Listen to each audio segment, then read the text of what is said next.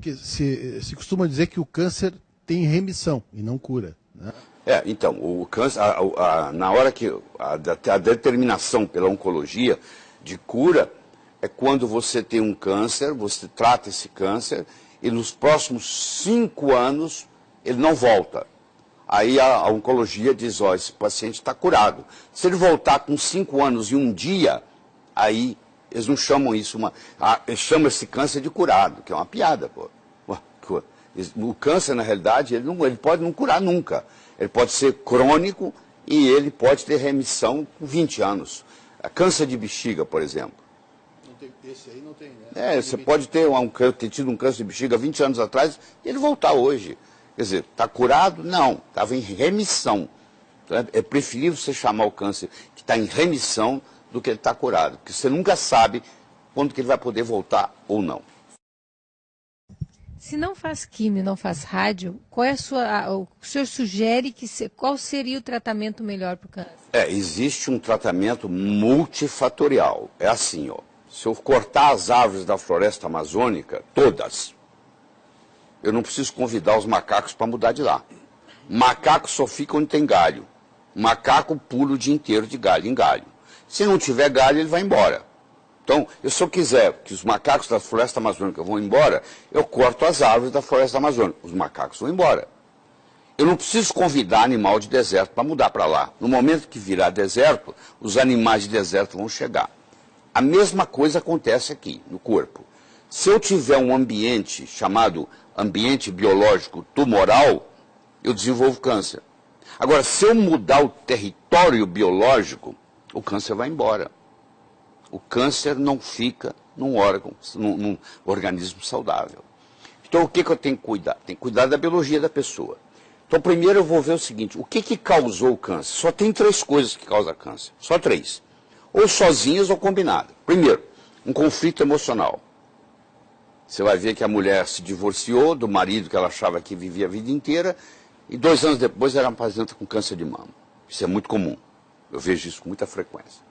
Tem sempre um conflito. O pai morreu, o filho morreu, a mulher tem um câncer de ovário 2 anos depois, ou um câncer de mama, e assim por diante. O filho morreu, o pai tem um câncer de testículo. Então, sempre existe, nos últimos 2 anos, antes do câncer aparecer, existe um conflito emocional. Se o conflito predomina, eu tenho que tratar o conflito emocional, não adianta ficar dando remédio. Bom, qual a outra causa de câncer? É a desnutrição. Todo paciente com câncer é um paciente desnutrido. Ele tem uma desnutrição. Então eu tenho que cuidar dessa nutrição dele. Então eu tenho que cuidar da parte mental dele, psicológica, eu tenho que cuidar da parte nutricional dele, e a terceira causa é toxinas, venenos. Então o paciente geralmente está intoxicado, está desnutrido e está emocionalmente com conflito. Então ou é a combinação desses 3, ou um deles predominando. Então como é que eu trato? Eu vou cuidar da parte mental, eu vou cuidar da parte nutricional. Por exemplo, uma pessoa que tem uma alergia alimentar. Essa alergia alimentar contribui na predisposição de aparecer o câncer. Não adianta eu tratar o câncer e não cuidar dessa alergia alimentar que ele tem. Descobrir qual alimento que faz mal para eles. Vamos supor que o alimento seja glúten. Vamos supor que o alimento seja leite. Então eu vou ter que tirar o glúten, eu vou ter que tirar o leite, eu vou ter que tirar os 2. Se eu continuar dando glúten e leite, não adianta. A célula cancerígena, ela se alimenta de 2 coisas, só 2 coisas. Ou ela ingere glicose, ou ela ingere glutamina. A glutamina é mais para os cânceres de origem hematopoéticas, linfomas, leucemias. Para quem está nos assistindo e não sabe o que é glutamina, por exemplo, a gente pode dar alguns exemplos? Tá, a glutamina é um aminoácido, tá? Que vai formar o GABA no cérebro. Então a glutamina protege a parte do intestino. Só que pessoas com câncer nós devemos evitar dar para ela glutamina, principalmente se ela tem um câncer hematopoético, se ela tem um linfoma, uma leucemia, um mieloma múltiplo. Então esses nós não podemos dar glutamina em hipótese alguma. Mas o que me interessa aqui mais é o açúcar, é a glicose. A célula cancerígena, e foi o Otto Warburg que ganhou o prêmio Nobel em 1931 por causa disso, a célula cancerígena ela se alimenta predominantemente de açúcar. E ela prejudica, você já deve ter visto paciente caquético, morrendo, moribundo, em carne e osso, em pele e osso, e o tumor está crescendo. O tumor cresce e o paciente está definhando. Por quê? Ele está pegando toda a glicose que tem. Então, se eu pegar um paciente com câncer e tirar dele a glicose, tirar dele o carboidrato, o tumor encolhe. Mas qual a conduta hoje? Vai no médico, o médico fala, ó, você vai fazer quimioterapia. Doutor, e a alimentação? Ah, fica à vontade. Se fosse você, tomava até sorvete. Pode, vai lá no shopping, toma sorvete, aproveita. Quer dizer, se eu agora estou fazendo quimioterapia, que já não tem uma eficácia muito boa, a eficácia é pífia, eu posso discutir isso depois com vocês. Ah, e eu ainda vou para o shopping tomar sorvete, que é açúcar puro, então eu tô alimentando diariamente o meu câncer se eu estou tomando sorvete diariamente. Agora, se eu arrumo uma dieta chamada cetogênica, onde o carboidrato é quase zero, o meu câncer regride. Então, o Dr. Thomas Seyfried, que é hoje uma das grandes autoridades do mundo em dieta cetogênica, ele pega pacientes com câncer, ele põe os pacientes em dieta cetogênica e os tumores vão encolhendo. Mas, infelizmente, isso ainda não chegou ao Brasil. Porque mesmo um colega médico que está nos assistindo, quando eu falo dieta cetogênica, ele fala, o que é isso? Eu, por curiosidade, eu olhei no Amazon.com, acho que semana passada, para ver quantos livros tinha de dieta cetogênica no Amazon.com. Podemos fazer um breve intervalo e começar no próximo bloco o que é dieta cetogênica? Pelo menos para ajudar quem trata câncer ou quem está sofrendo disso. Nós já voltamos, tá? Pois é, então. Eu olhei no Amazon.com, até 100 livros eu contei, tá? Mas tem muito mais. Porque eu fui até a página 8 e tinha até a página 100. Devia ter mais ou menos, sei lá, uns 1000 livros sobre dieta cetogênica. E o brasileiro não tem noção nem o que é dieta cetogênica. Dieta cetogênica é quando eu baixo o carboidrato profundamente e eu aumento a quantidade de gordura. Gordura boa. Porque você tem gordura ruim e gordura boa. Não é? As duas não são iguais. Por exemplo, a gordura trans, ela é altamente prejudicial. Inclusive causa câncer. Quando você compra esses óleos vegetais no supermercado, para o óleo não estragar, ele tem uma hidrogenação parcial. Então ele é gordura trans. Você traz o veneno toda semana ou todo mês para casa de uma gordura trans que você coloca na sua cozinha. Isso é um absurdo, mas todo mundo faz isso. E aqui em casa, por exemplo, só entra óleo de coco. Nós só cozinhamos com óleo de coco. Porque o óleo de coco não tem jeito de ser trans. Entendeu? O pessoal também conhece muito pouco de óleo de coco, deve ter uns 40 livros no Amazon.com sobre óleo de coco, eu recomendo, sei lá, estudar. Porque a maioria do que eu escuto na televisão é bobagem. A pessoa fala óleo de coco engorda. Então você não entende absolutamente nada de nutrição. Porque o capróico, o caprílico, o cáprico, o láurico são um ácido graxo de cadeia média, eles não têm jeito de ser acumulado, não viram triglicérides, não pode ser acumulado no tecido adiposo e, pelo contrário, são até termogênicos. Em todos os lugares do mundo onde predomina a dieta do coco na culinária, você não tem obesidade. As pessoas são todas magras. Por exemplo, as ilhas do Pacífico, onde predomina a culinária do coco, todo mundo é magro, não tem obesidade. Tá? Não tem AIDS também. São mais saudáveis, né? Não tem AIDS, tem HIV, mas não tem AIDS, porque o HIV para virar AIDS, o ácido láurico, que é predominante no coco, para você ter uma ideia, o leite materno tem 19% de ácido láurico, o coco tem 47%. Então o ácido láurico, quando ele cai no estômago, ele vira monolaurina. Ele mata fungo, ele mata bactéria, ele mata vírus, ele mata parasita. Então isso te dá uma saúde muito grande quando você se alimenta. Você não precisa usar filtro solar.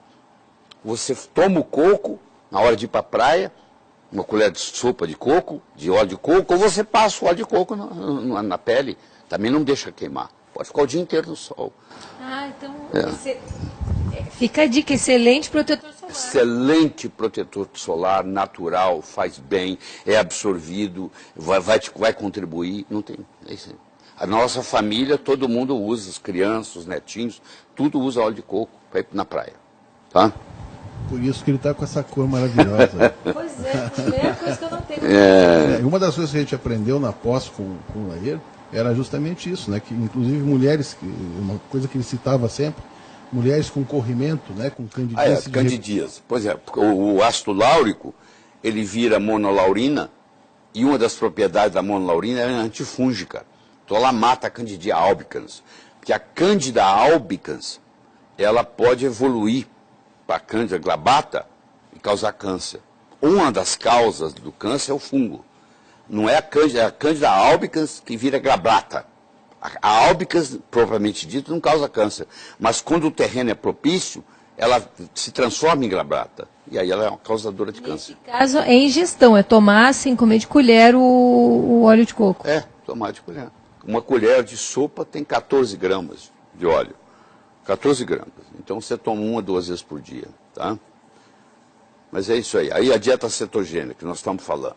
Então você ingere as gorduras boas, o ômega 3, o ômega 6, o ômega 9, porque outro problema que existe, todo lugar que você lê, você fala assim, mas nós temos muito ômega 6 e pouco ômega 3. É verdade, mas o ômega 6 que nós temos também está lesado, porque ele tá oxidado.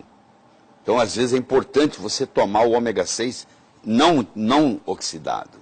Faz muito bem para a saúde quando você faz isso. Então, isso aí, quando predomina na sua dieta essas gorduras boas, e você cai o carboidrato, o câncer começa a diminuir. Você começa a tratar o câncer só com dieta. Entendeu? Nós trabalhamos com oxigênio, porque o Warburg mostrou que o oxigênio para a célula cancerígena é igual ao sol é para o vampiro. O vampiro tem que entrar no caixão e se fechar lá, porque se ele amanhecer o dia, o raio do sol mata ele, não é assim que é a lenda? Pois é, mais ou menos aqui. O oxigênio mata a célula cancerígena. Então, se eu tiver um tumor e eu jogar oxigênio nesse tumor, a célula cancerígena desenvolve apoptose. Porque o problema da célula cancerígena é que ela tem dificuldade de morrer. Ela tem uma telomerase aumentada e ela não tem a capacidade apoptótica, que é a morte natural por suicídio, então ela vai proliferando e vai aumentando. Quando você joga oxigênio nela, é um jeito dela morrer. Entendeu? Então tem várias abordagens que você tem que fazer. E os detox tem muito câncer com metal pesado, que é a oncologia clássica não dá bola, que mercúrio, chumbo, alumínio, que predispõe ao câncer. Então isso tem que ser retirado, quelado, entendeu? Você faz quelação, inclusive oral. Coentrum, que é um condimento simples, você colocar na comida, faz quelação, entendeu? Clorofila faz quelação. Aqueles tratamentos com oxigênio, né, que a gente aprendeu o Von Ardenne. na tua pós, o Von Ardenne, né? Uma das indicações seria essa, né? O Von Ardenne, ele era um físico, ele foi quem desenvolveu a bomba atômica russa, ele era um gênio, ele inclusive tem patente na área da geladeira, patente na área do ar-condicionado, tem várias coisas que ele desenvolveu. E ele também entrou na área médica. Ele desenvolveu uma medicina própria, chama-se Medicina de Von Ardenne, onde existe um tratamento usando oxigênio em altas doses, com todo um protocolo, que alguns médicos, meus alunos, aprendem a trabalhar, porque o oxigênio é uma coisa que é permitida, não tem nada proibido. Então a gente usa o protocolo de Von Ardenne no tratamento de câncer, com resultados espetaculares, espetaculares.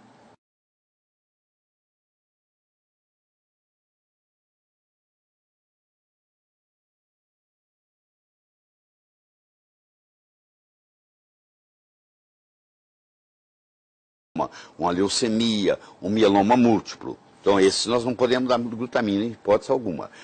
Mas o que me interessa que mais é o açúcar, é a glicose. A célula cancerígena, e foi o Otto Warburg, ganhou o prêmio Nobel em 1931 por causa disso, a célula cancerígena, ela se alimenta predominantemente de açúcar. E ela prejudica, você já deve ter visto paciente caquético, morrendo, moribundo, em carne e osso, em pele e osso, e o tumor está crescendo. O tumor cresce e o paciente está definhando. Por quê? Ele está pegando toda a glicose que tem. Então, se eu pegar um paciente com câncer e tirar dele a glicose, tirar dele o carboidrato, o tumor encolhe. Mas qual a conduta hoje? Vai no médico, o médico fala, você vai fazer quimioterapia. Doutor, e a alimentação? Fica à vontade. Se fosse você, tomava até sorvete. Pode, vai lá no shopping, toma sorvete, aproveita. Quer dizer, se eu agora estou fazendo quimioterapia, que já não tem uma eficácia muito boa, a eficácia é pífia, eu posso discutir isso depois com vocês. E eu ainda